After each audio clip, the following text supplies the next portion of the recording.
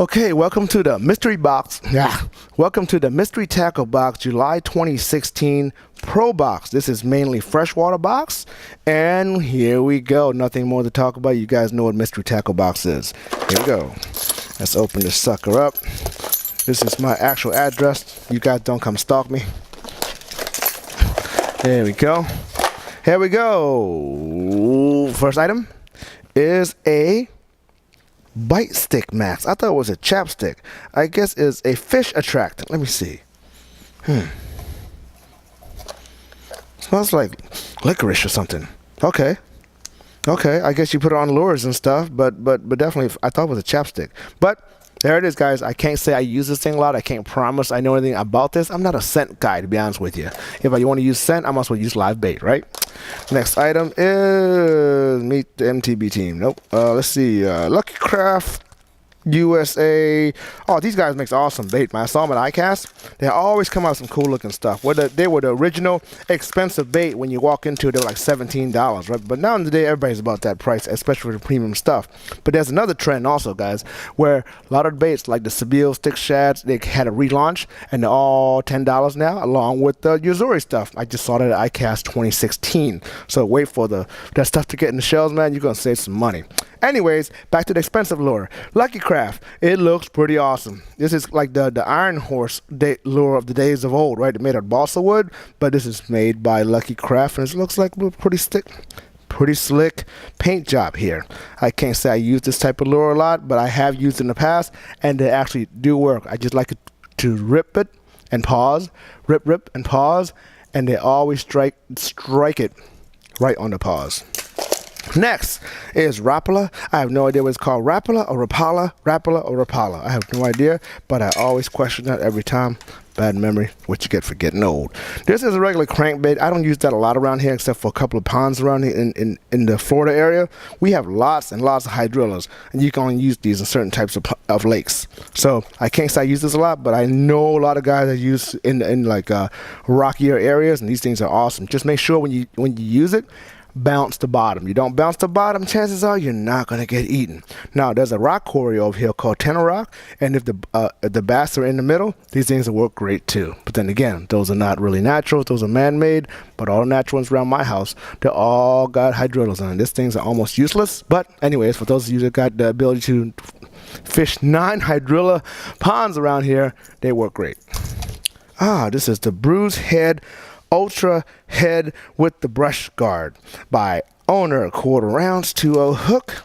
Owner has always made, these are Japanese brand hooks. They've always made some super sharp hooks. Let me open this sucker up. You know, I like to open these things up in front of you because who gives a crap when you talk about it? You don't see the actual product, right? Well, here you go, man. This is the Owner hook. Very slim hooks. Probably not really good for saltwater. However, because they're very thin, you have a really good hookup ratio on these things. Are these tungsten? They look like tungsten. They're pretty heavy. I don't see it.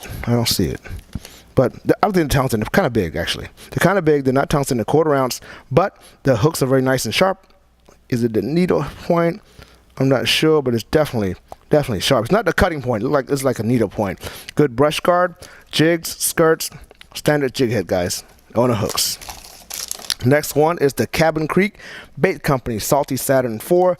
I like the color. Only problem about these little baits is that every time I use them, all I do is catch little fish. But they do work, you know. Big bait, big fish. But I like to use frogs this time of year. This is good for like a drop shot rig or a wacky rig. If you do a wacky rig, you probably want to hook a little closer to here, so when it falls a little more evenly. When you put it in the middle, these things will be a little heavier and it won't fall right. So on the wacky rig. There you go. Put these slimy hands now. Gambler, a local company in Florida.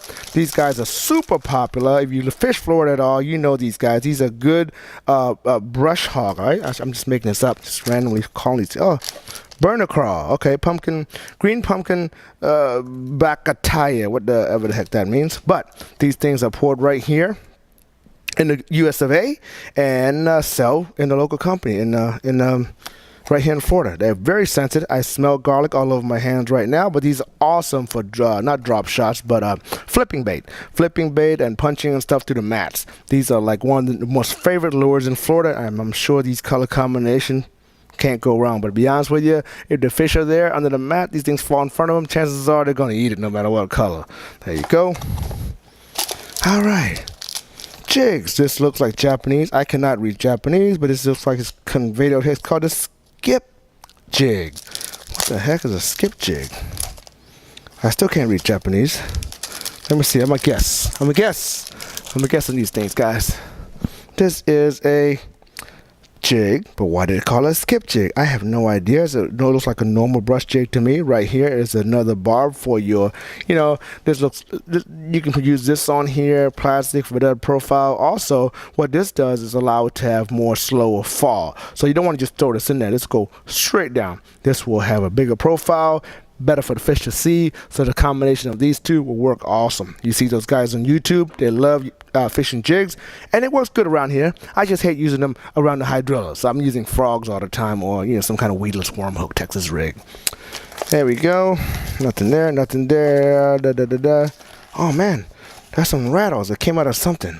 Probably one of the jigs, but that's okay. Let's go to the main prize. Whatever I win, guys, you're gonna get it. Let's see. Hopefully I win something on this one.